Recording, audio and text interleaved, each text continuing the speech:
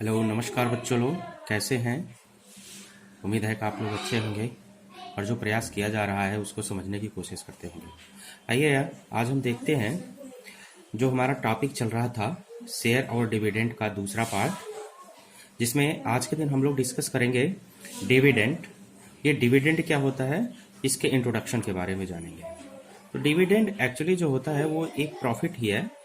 Dividend annual profit के नाम से जाना जाता है, एनुअल इनकम के नाम जाना जाता है। और ये हमेशा परसेंटेज में नहीं होता, ये परसेंटेज में नहीं होता है। रेट ऑफ डिविडेंड परसेंटेज में होता है। ये डिविडेंड हमेशा एक अमाउंट है जो कंपनी देती है शेयर होल्डर को साल में एक बार। और ये जो होता है डिविडेंड, वो हमेशा फेस वैल्यू पे कैलकुलेट किया जाता है। तो इस तरह से हम डिविडेंड को डिफाइन कर सकते हैं, एक ऐसा profit which a share holder gets from his investment for his investment from the company is called the dividend. यानी कि डिविडेंड एक ऐसा प्रॉफिट है जो शेयर होल्डर को मिलता है और किसके द्वारा दिया जाता है, share holder gets from his investment. यानी कि जो पैसा शेयर होल्डर कंपनी में लगाया होता है, उस पैसे के बदले उसको जो प्रॉफिट मिलता है, उसी प्रॉफिट को क्या बोलते हैं, डिविडेंड बोलते हैं। ये इसमें जो सबसे बड़ी बात जो जानने वाली है वो ये है कि जो डिविडेंड होता है वह हमेशा परसेंटेज में होता है और ये कैलकुलेशन किया जाता है फेस वैल्यू पे। यानी कि जो डिविडेंड वो गिवन बाय द कंपनी के द्वारा दिया जाता है। किस पे दिया जाता है, फेस वैल्यू पे दिया जाता है। ऑफ द शेयर का जो भी फेस वैल्यू होगा उस पे दिया जाएगा। आपको पता है कि फेस वैल्यू हमेशा क्या होता है, कांस्टेंट होता है, लेकिन मार्केट वैल्यू चेंज होता रहता है according to the performance of the company. यानी कि the dividend is given by the company on the face value of the share in respective of the market value of the share. यानी कि market value पे वो depend नहीं करता है। जो क्वेश्चन होता है वो कभी कभी कोटेशन के रूप में भी दे दिया जाता है। जैसे आपके सिलेबस में 2-3 ऐसे 4 क्वेश्चन मिलेंगे जो कोटेशन के रूप में रहेंगे। जैसे उसमें मैंने एक एग्जाम्पल लिया है। पहला वाला एग्जाम्पल जो है वह एक तरह का कोटेशन एक तरह का है, जिसमें इसमें दिया गया है 15% ऑफ ₹100 शेयर्स एट ₹145। केवल इसी आधार पे हम बहुत सारे कंक्लूजन निकाल सकते हैं। इसमें पहला कंक्लूजन क्या है कि जो फेस वैल्यू है वो कितना है, ₹100 है, और जो मार्केट वैल्यू है ये क्या है, ₹145 है। इसका मतलब ये हुआ कि शेयर इज ₹45 एबव पार। यानी कि जो शेयर होल्डर है उसको जो वो फेस वैल्यू है उससे ज्यादा वैल्यू यदि वो बेचेगा तो मिलेगा। यानी कि मार्केट वैल्यू उसको ज्यादा मिलेगा, 145 मिलेगा। यानी कि 45 रुपये उसको क्या होगा, एक साल में प्रॉफिट, मतलब क्रेडिट जो होता है कंपनी का वो अच्छा है। क्रेडिट कंपनी के अच्छा होने की वजह से उस शेयर का दाम बढ़ गया। अब यहां से हम डिविडेंड निकालेंगे। डिविडेंड का और क्या नाम है, एनुअल इनकम है। इसी का नाम क्या है, प्रॉफिट है। और आपको यह भी बताया गया है कि जो डिविडेंड होता है, एनुअल इनकम या प्रॉफिट होता है, वह हमेशा किस पे कैलकुलेट किया जाता है, फेस वैल्यू पे कैलकुलेट किया जाता है। तो इस तरह से जो ये डिविडेंड होगा, जो अमाउंट होगा, वह क्या होगा, 15% ऑफ फेस वैल्यू। जहां पे ये 15% क्या है, रेट ऑफ डिविडेंड। यहां से ये रेट ऑफ डिविडेंड है। रेट ऑफ डिविडेंड वो क्या है, 15%। तो इस तरह से जब हम डिविडेंड निकालेंगे, यानी कि एनुअल इनकम निकालेंगे जो कंपनी देगी, वो क्या होगा, 15% ऑफ फेस वैल्यू।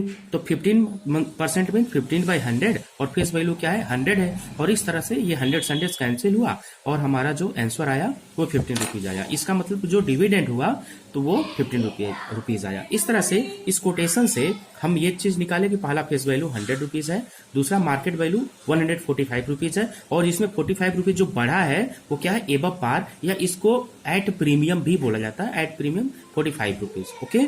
थर्ड हमने क्या निकाला कि उसका डिविडेंड हम कैसे निकालेंगे, क्या कैलकुलेशन है।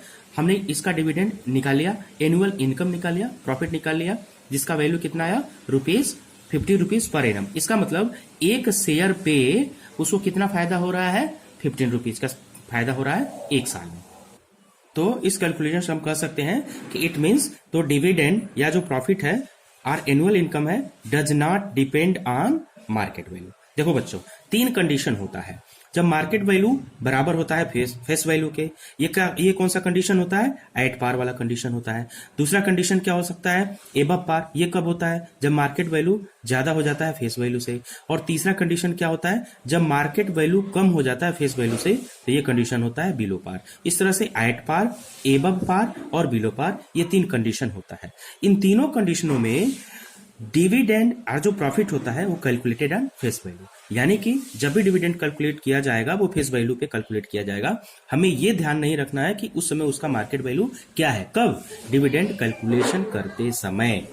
अब देखो, अभी हमने जो इधर पार्ट 1, पार्ट 2, पार्ट 3 में बचा है, तो जो पार्ट 3 था, थर्ड नंबर था, ये क्लियर हो गया कि the income on the market value of rupees 145 is 15 rupees for 1 year. इसका मतलब जो कंपनी के द्वारा शेयर खरीदा है, जो कंपनी के द्वारा शेयर खरीदा है, वह 100 रुपए खर्च करके 15 रुपीज पर ईयर लेगा। लेकिन जो कंपनी से शेयर नहीं खरीदा है, मार्केट से शेयर खरीदा है, वह 145 रुपीज खर्च करके उसको 15 रुपीज का फायदा होगा। ये 2 चीजें क्लियर हुई इससे।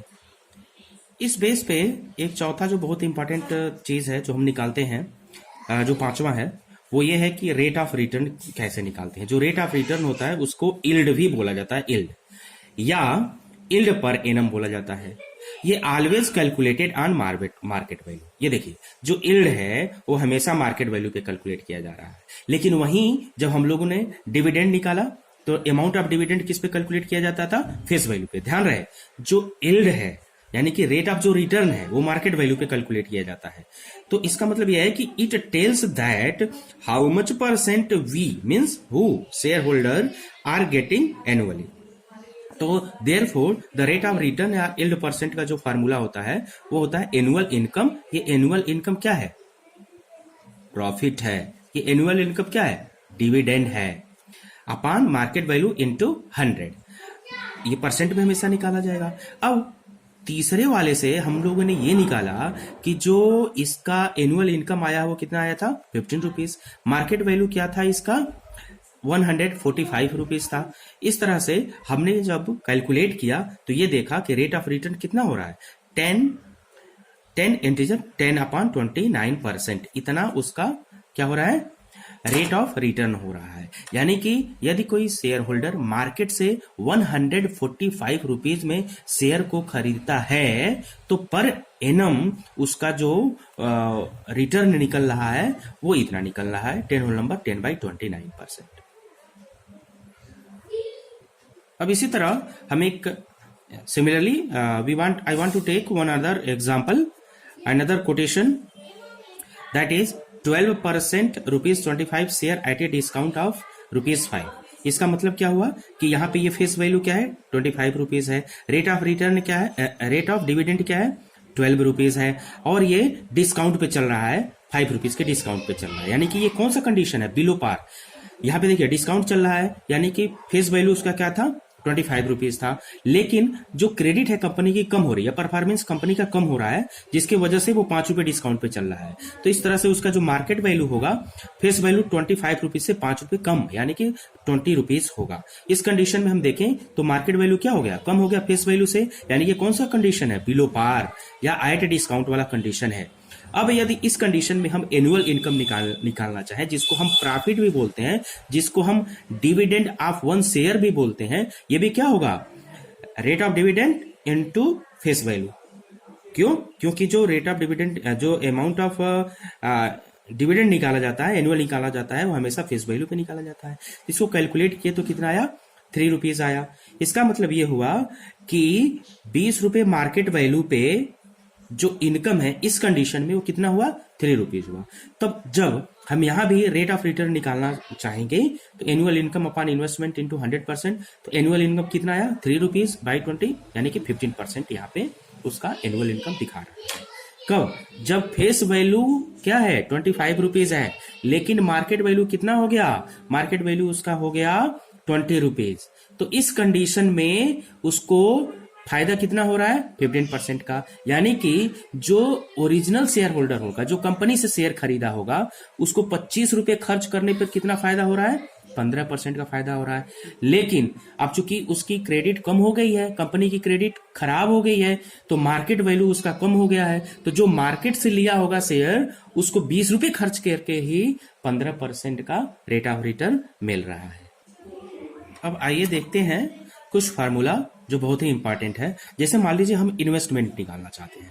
इन्वेस्टमेंट का मतलब यह हुआ कि कितना पैसा कोई आदमी शेयर खरीदने के लिए मार्केट में इन्वेस्ट कर रहा है। ये कैसे निकलेगा? कितना नंबर ऑफ शेयर है, means number of share into market value, ये पहला। दूसरा, एनुअल इनकम या डिविडेंड, या इसको प्रॉफिट भी बोल सकते हैं। ये प्रॉफिट कैसे निकलेगा? उसका फार्मूला है number of share into rate of dividend into face value, ठीक है।